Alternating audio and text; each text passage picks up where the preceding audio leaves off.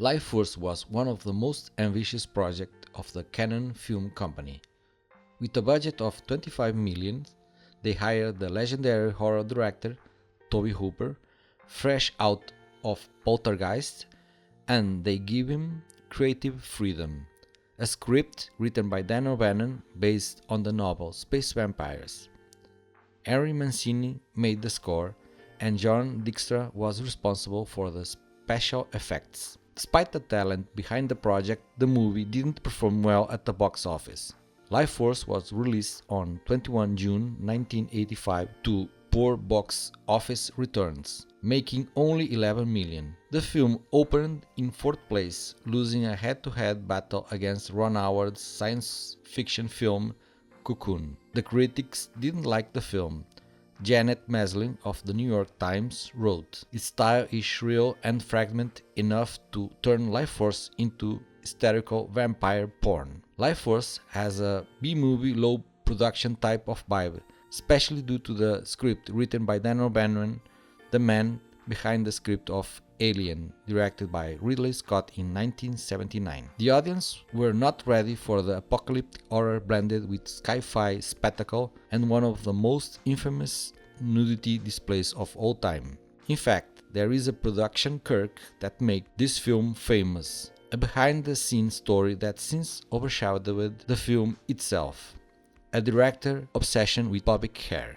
The film begins with the space shuttle Churchill discovering an enormous alien spacecraft hidden in the tail of the Halley's Comet. The comet was chosen for the story because it was due to pass by Earth in 1986, a year after the movie was released, which Hooper believed it added relevance to the movie. Inside the spaceship, the astronauts find 3 beings that look like humans, completely nude, suspended in crystalline pods, 2 men and a woman. So they decide to bring them back to Earth, not knowing what to expect, but driven by scientific curiosity. The moment the female being awakes, it starts draining the life force from everyone she encounters, leaving behind desiccated corpse. She strolls naked to a high-security research facility, mesmerizing guards and scientists. But what makes her terrifying isn't just her beauty, but her otherworldly presence. One of the biggest traits of the film is the casting of the female alien, played by Mathilda May, a young French actress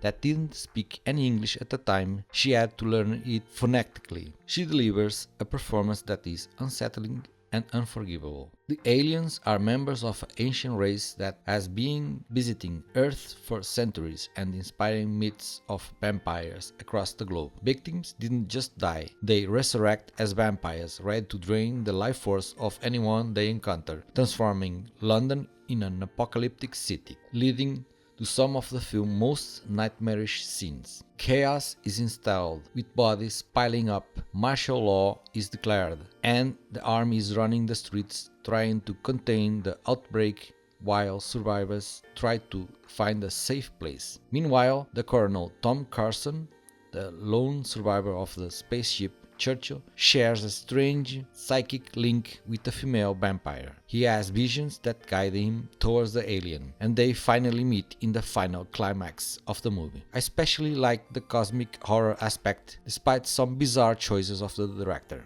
The film is a tremendous spectacle, with impressive special effects by John Dykstra and an epic score by Henry Mancini. Behind the scenes, the movie was even more chaotic. It ran over schedule and over budget, and key scenes were scrapped due to lack of funds. The initial cut was over 2 hours long before being cut to 116 minutes for international release, an even shorter version for US audience. Then there is the infamous Mathilda May controversy, only 18 years at the time of filming. Tobe Hooper once revealed that in the early stages of shooting they waxed Mathilda May pubic hair off completely, thinking it would make her look less nude. It didn't. In fact, it was worse, because then her vulva was exposed, making her look even younger. So they had her grow a bikini stripe of pubes back.